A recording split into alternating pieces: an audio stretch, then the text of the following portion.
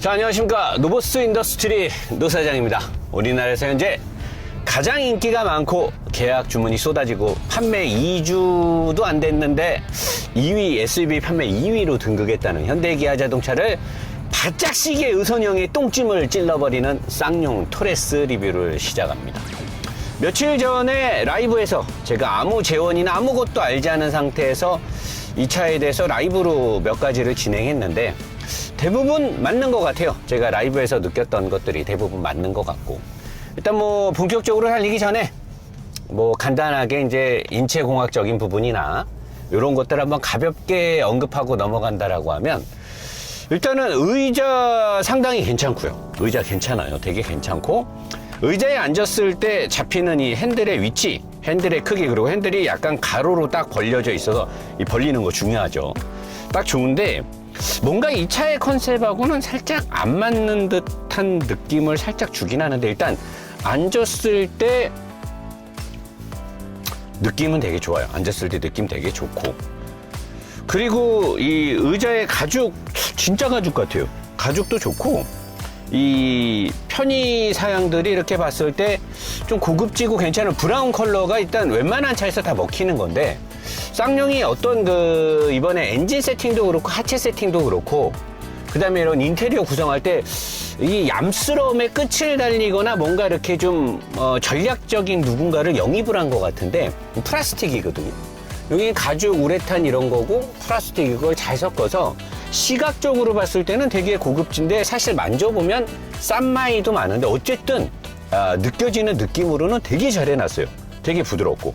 근데 이제 이 인체공학적인 부분에서 제일 칭찬을 해주고 싶은 거는, 앉았을 때 굉장히 바른 운전 자세를 주는데, 이 다리, 이 왼쪽에 풋레스트랑 오른쪽에서 악셀을 살짝 밟고 이렇게 갔을 때 정확하게 내가 앉은 자리에서 정확하게 딱 똑같은 위치에 똑같은 각도로 발을 놓을 수가 있어요. 이렇게 가면 장거리를 달릴 때 이 양쪽의 다리가 의자를 중심으로 정확하게 똑같은 위치에 발목 각도를 정확히 똑같이 놓을 수가 있어요. 이렇게 하는 차가 별로 없거든요.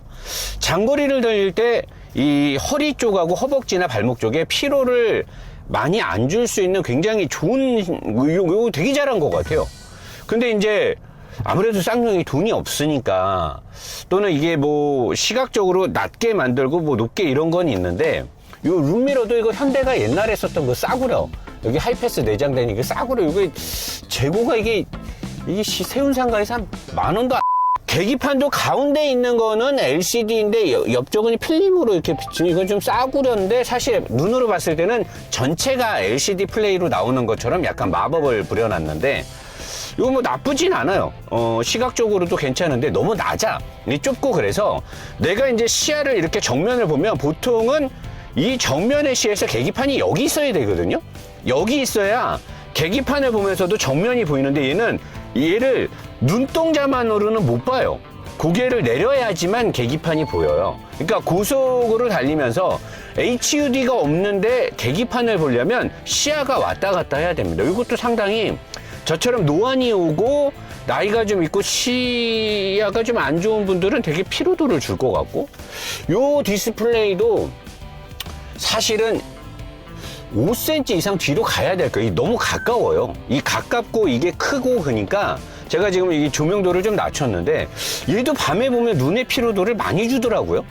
너무 가깝게 위치한 것도 뭐 인테리어 때문에 여기를 쪼개게 되면 또 뭐 구성비가 더 비싸지니까 이렇게 했는지 모르겠는데, 요 위치도 안쪽 뒤로 약간 위로 올라가야 맞는 위치 같은데, 이것도 사실은 좀 인체공학적인 부분에서는 안 맞는 거 아니냐. 그리고 선명도나 이 화소수를 봤을 때 이것도 이제 세운상가에서 한 2만, 그리고 요 밑에 건 이제 아우디 계열, 폭파 계열의 걸 따라 했는데, 저는 사실 불편한데, 저는 수입차를 탈 때도 얘기하잖아요. 이런 공조장치나 오디오는 아날로그를 해주는 게 좋다. 그게 안전운전에도 도움이 된다라고 얘기했는데, 이런 급의 차를 타는 아반떼나 뭐 투싼, 그 다음에 뭐 스포티지, 셀토스, 뭐 QM6 이런 급의 차를 고르는 분들한테 이 옵션은 끝장나는 거죠. 굉장히 많이. 저는 사실 이 옵션 싫어요.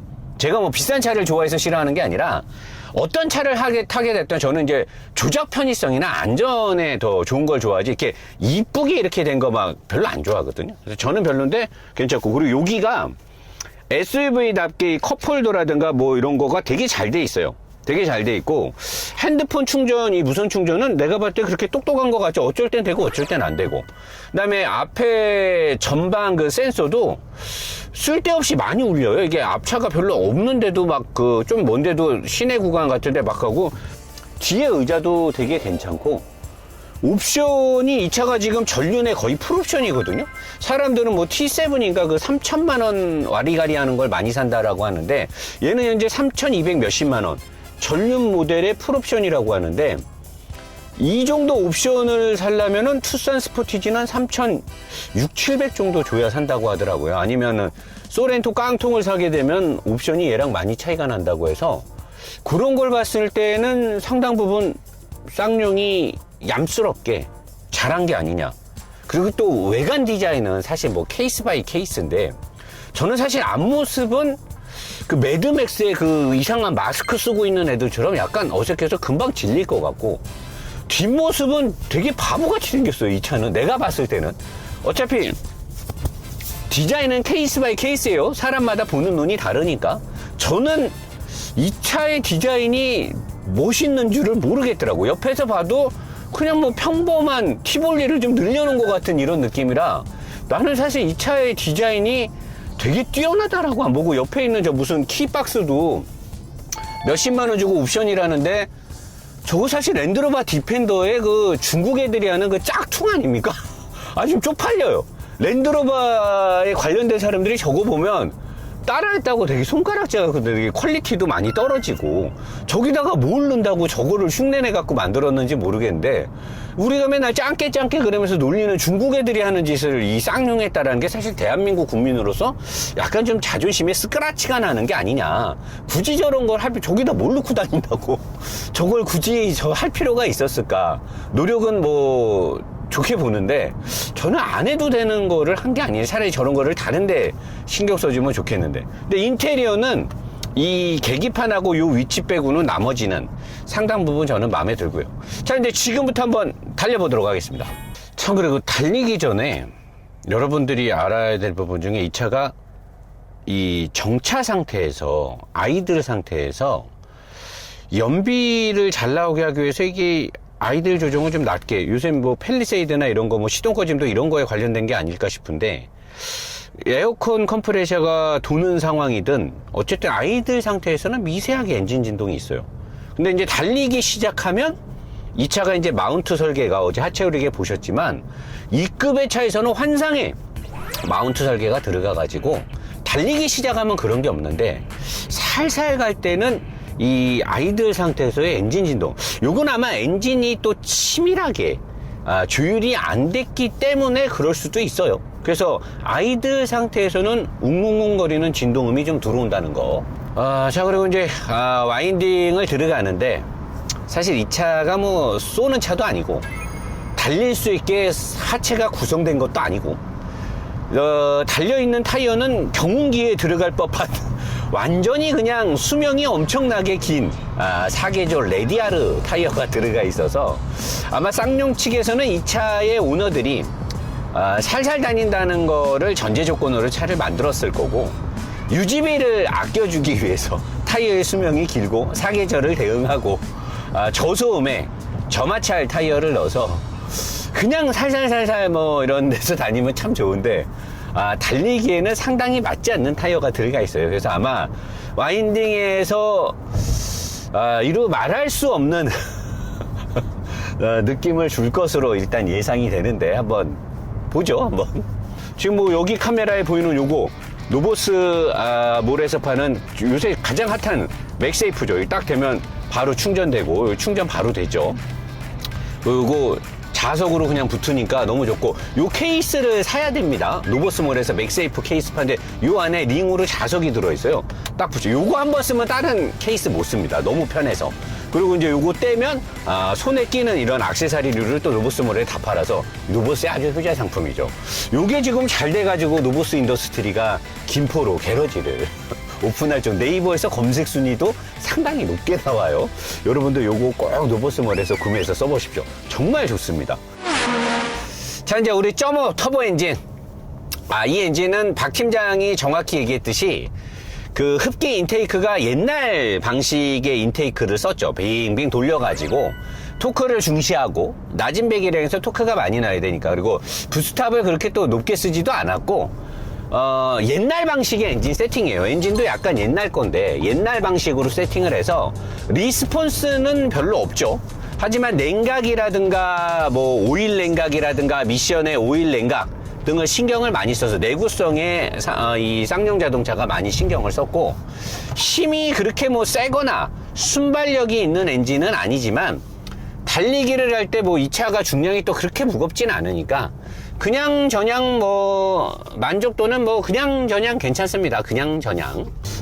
이게 정차 약간 막힌 데서 재가속을 할 때 상당히 엔진이 약간 좀 둔하다 라는 느낌이 드네요. 자, 이런 코너 들어가면 어휴 60km 정도에서 꺾어도 어휴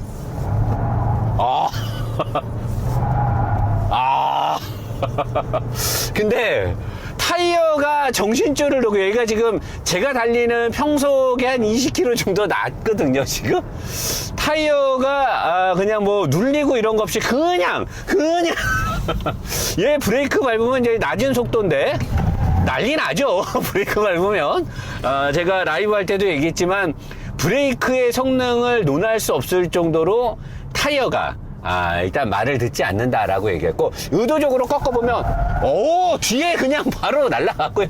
뒷바퀴의 서스펜션의 캐퍼시티가 제가 좋지 않다고 얘기한 게 여지없이 의도적으로 타각을 줬을 때는 언더가 아니라 언더 플러스 오버로 뒤가 말려버리는, 그러니까 얘는 이제 절대적으로 달리는 차가 아니기 때문에 여러분들이 이걸 보고 뭐 토레스에 실망할 것까지는 없고, 뭐 현대 투싼 코나 기아의 스포티지에 비하면 부족한 건 사실입니다. 이거를 뭐 어떻게 뭐 카바를 쳐줘라. 또 이 차를 또 카카오톡에 허프로님이 큰맘 먹고 이렇게 해줬는데, 야 노 사장 뭐 근데 우리 또 형님이 그렇게 또 뭐 쫀쫀한 분도 아니고, 어차피 이 차는 목적성이 있기 때문에 제가 지금 뭐 스포츠성을 논할 때 이것 때문에 이 차를 안 산다 그건 좀 아니고, 이 차를 타고 이렇게 뭐 달릴 사람도 없잖아요. 누가 이 차에 가족 태우고 그렇게 달리겠습니까? 네, 적어도 이 차의 한계점, 혹시 또 모르니까 이 차 타고 또 미친 듯이 달리지 말라고 제가 하는 거지, 이 차는 그런 건 아니에요. 앞으로 이제 이 와인딩이 끝나고 이 차의 장점을 제가 정확하게 말씀을 드릴 건데, 괜히 또 이 차를 타고 그렇게 뭐 삽질하는 행동은 안 했으면 좋겠다. 이거 레이한테 똥찜을 맞아버리는, 이 자존심에 스크라치가 나네. 내가 와인딩에서 레이한테 똥찜을 맞을 줄이야. 야, 너 레이 너 너무한 거 아니니? 내 움직임이 아무리 안 좋아도 그렇지 네가 감히 나한테 똥찜을 놔? 자, 뒤에가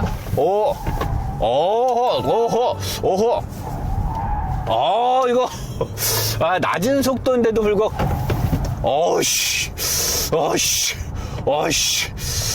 허리우드 액션. 그래도 어느 정도는 버텨주려고. 앞바퀴의 이 서브 프레임은 2세대에 부족한 거지만 그래도 앞바퀴의 맥퍼슨 스트러담을 강하게 두 겹으로 막 접어갖고 튼튼하게 만들어서 그런지 몰라도, 그래도 앞바퀴 서스펜션에 너클함을 잡아주는 피봇도 되게 작고 부실한데도 불구하고 앞바퀴의 이 맥퍼슨 스트러담이 정신줄을 놔버릴 정도는 아니네요. 어찌됐건 간에 전체적인 제어 능력은 부족하고. 자, 근데 이 차는 이제 달리다 보면요, 여러분들이 약간 이상한 느낌을 받게 되는 부분이, 뭔가 하체가 묵직하다. 야, 이 쌍용 차는 되게 묵직하구나. 이런 거에 약간 여러분들이 현혹될 수가 있는데, 얘는 일단 하체가 묵직한 게 아니고 댐퍼하고 스프링의 아래쪽을 현가 질량이라고 하거든요. 그러니까 사람으로 말하면 발목 아래예요.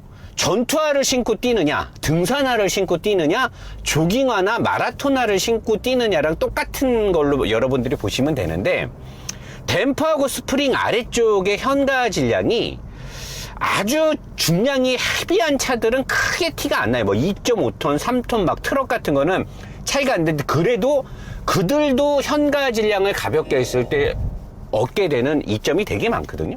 근데 얘처럼 전체 중량이 1500km 살짝 왔다 갔다 하면서 약간 차고도 높죠. 이런 차들은 또 댐퍼랑 스프링이 아주 비싸고 좋은 게 들어간 게 아니잖아요.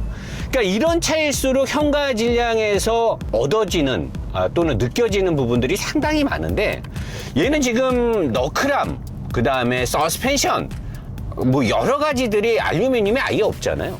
그래서 이 현가 질량이 무겁기 때문에 어떤 게 있냐면, 이제 이런 데를 가다가 바퀴가 위로 탁 올라갈 때는 크게 그걸 못 느끼는데, 바퀴가 밑으로 탁 떨어질 때, 그러니까 움푹 패인 곳을 가거나 과속 방지턱 같은 걸 넘었을 때 바퀴가 올라갔다 내려갈 때 이 바퀴의 무거움으로 인해서 댐퍼와 스프링이 요런 데 이제 딱 넘어가잖아요. 이런 데 딱 넘어가면 올라갔다가 떨어질 때 느낌이 되게 빨라요.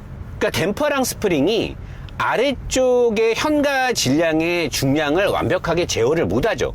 그래서 살살 달릴 때는 되게 부드럽고 좋은데, 좀 세게 계속해서 막 안 좋은 데 가면 이제 바퀴가 무겁다라는 게 운전자가 느낌이 와요. 그게 이제 둔한 사람들은 내 차가 하체가 되게 묵직하구나 라고 생각하는데, 하체가 묵직하구나와 현가 질량이 무거운 건 약간 다른 거거든요.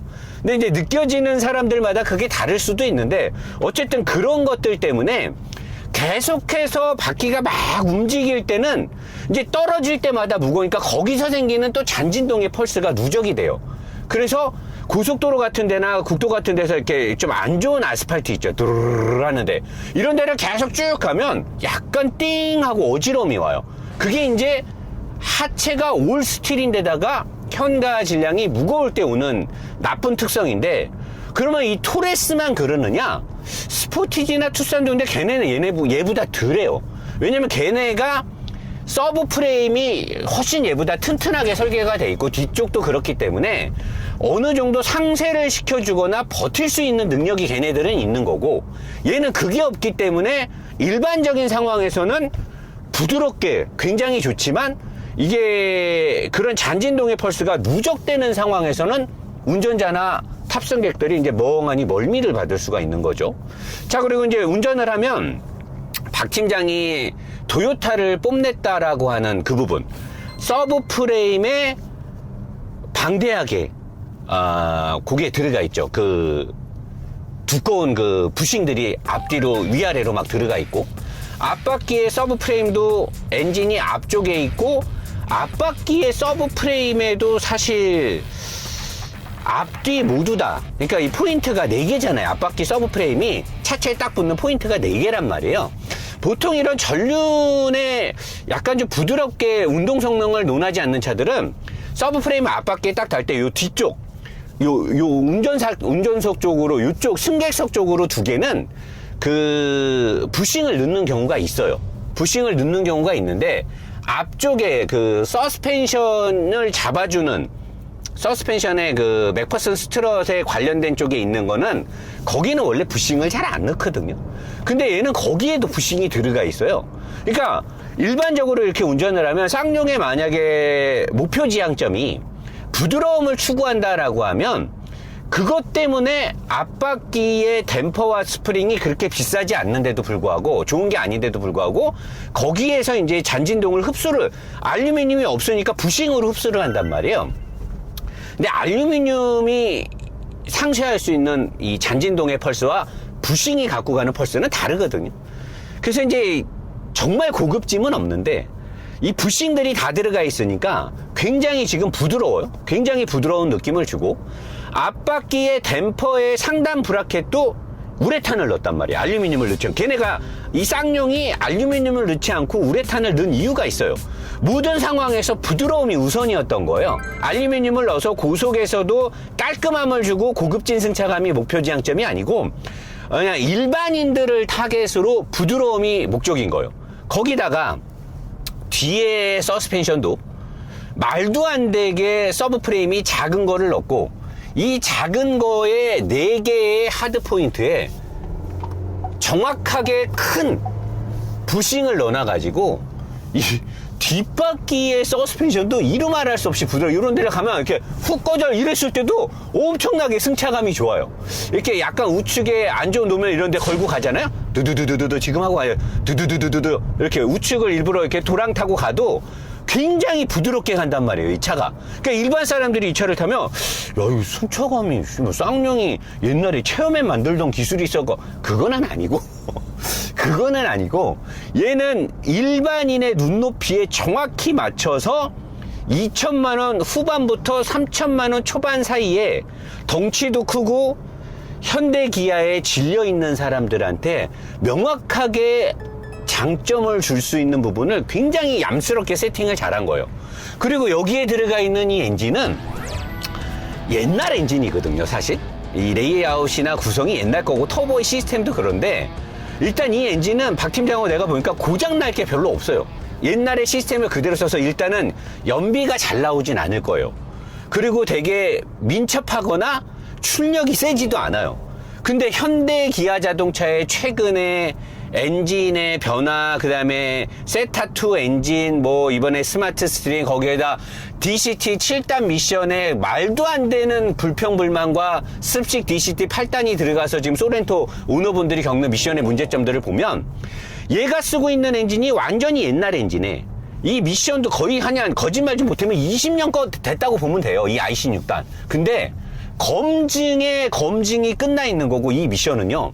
그리고 이 엔진은 오일 냉각에 관련된 열교환기도 되게 배기량과 크기에 비해서 잘 달아놨어요. 지금 사진 보시면 알겠지만 하체 우리기에서 내가 보여줬잖아. 그러니까 이게 엔진과 미션이 내가 라이브에서도 그랬잖아요. 구닥다리가 맞아요. 옛날 거란 말이에요. 그래서 연비도 별로 좋지 않고 반응성이나 출력이 좋지도 않아요. 근데 최근에 현대기아의 엔진과 미션의 결함으로 머리가 아팠던 파워트레인이 되게 중요하잖아요. 이 엔진과 미션은 절대적으로 어떠한 상황에서도 운전자나 이 장기적으로 봤을 때 트러블이 생길 게 없어요. 아니, 최첨단이, 박 팀장 그러냐. 최첨단이 무엇이 중요한데. 아니, 400마력, 300마력 이상들은 최첨단의 엔진이 필요한데, 꼴랑 뭐 170마력, 180마력 되는 엔진이 최첨단이면 뭐 할 거냐 이거죠. 나 이 부분 거짓말이 아니라 쌍용을 위해서 거짓말하는 게 아니라 나는 진짜 맞다고 봐요. 이 급의 레귤러한 차를 사는 사람들, 미국에서 도요타가 전 세계적으로 동남아도 그렇고 남미 쪽에서도 도요타가 이 1500cc나 1.8이나 2.0, 2.4 엔진, 그 지금 뭐 하이브리드를 쓰고 있는 캠리나 렉서스에 들어가 있는 엔진이 20년 전부터 쭉 계승했는데 그 엔진이 지금에 와서도 왜 각광을 받아요? 아무 성능이 없어요. 근데 하이브리드의 성능이 무엇이 중요하냐, 하이브리드의 터보가 뭐가 중요하냐, 현대자동차 잘 들으라고. 터보가 중요한 게 아니죠. 내구성과 문제가 없는 게 중요한 거기 때문에 나는 지금 이 쌍용이 쓰고 있는 이 구닥다리 엔진하고, 사실 이 엔진이 옛날 아반떼 XD의 그 시스템을 계승한 걸로 알고 있거든요. 알루미늄의 사용빈도 많고 열교환기 잘 돼 있고 마운트 설계 되게 잘 돼 있잖아요. 잔진동이라는 게 아예 들어오질 않아요. 그러니까 얘는 일반적인 상황에서 이렇게 타면 사실 소재 쪽에서 이 차가 좋게 한 거는 마운트 쪽 말고는 없는데, 뒤쪽에도 기가 막히게 얌스럽게 어떻게 그 트레이닝함에 안에 부싱 안에다가 알루미늄을 넣을 생각을 했을까, 우리 쌍용 엔지니어분. 나이스요. 꼼꼼하고 얌스러움에 도요타에 빰떼그로 쏴야 될 정도는 얌스러운데, 거기에 뒷댐퍼의 마운트에 또 알루미늄 화금, 존나 돈 조금 쓰고 기가 막히게 부드러운 승차감을 잡는, 거의 뭐 도요타하고 쌍벽을 이루는 맞다이를 까도 될 정도로 얌스럽게 잘했는데, 나는 이 부분을 칭찬해주고 싶은 거죠. 이 미션과 엔진, 이 파워트레인은요, 단언컨대 미션 오일하고 엔진 오일만 잘 갈아주면은 한 20만 탈 때까지도 트러블이 없을 거예요. 내가 봤을 땐 그래요. 굉장히 잘 만들었다고 봐요. 자, 여기까지 하고 2부에서는 샥샥 달려보면서 고속 섹션 궁금하죠? 노 사장이 지금 이렇게 말하는 거 보니까 고속에서는 어떻게 될까 궁금하죠? 자, 2부 고속에서 바로 시작하면서 나머지 것들 알려주는 걸로 들어갑니다.